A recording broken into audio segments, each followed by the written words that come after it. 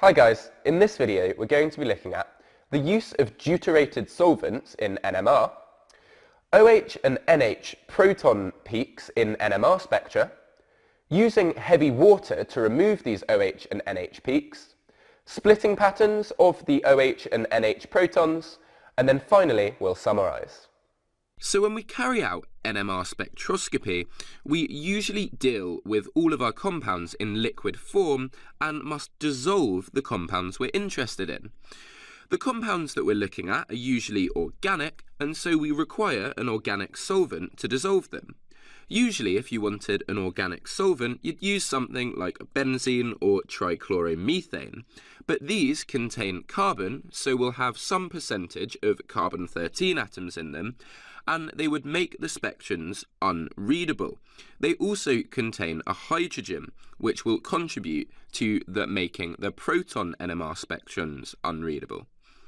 Remember that only some particles have spin, which is the property that makes NMR possible.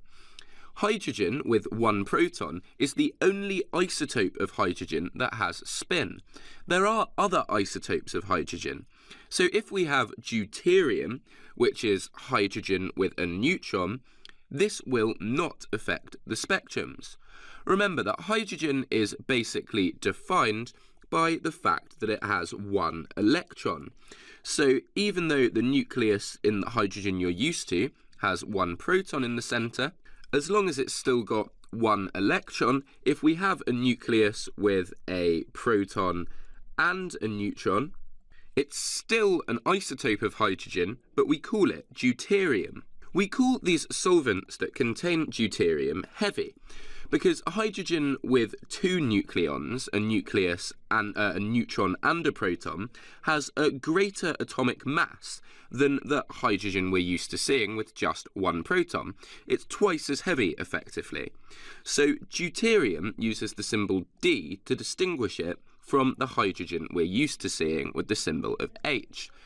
And therefore, we use a solvent in NMR that contains the deuterium, so it doesn't affect the NMR, called heavy trichloromethane, or CdCl3, where it's the same as the trichloromethane we saw above, but the hydrogen here has been replaced by a deuterium atom.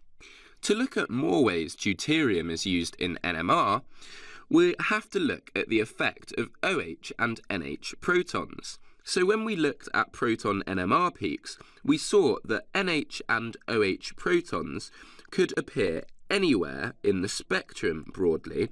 Hey guys, to continue watching this video and unlock hundreds of other super concise exam board specific A-level chemistry videos, just click the Snap Revise smiley face here. Join me today and together let's make A-level chemistry a walk in the park.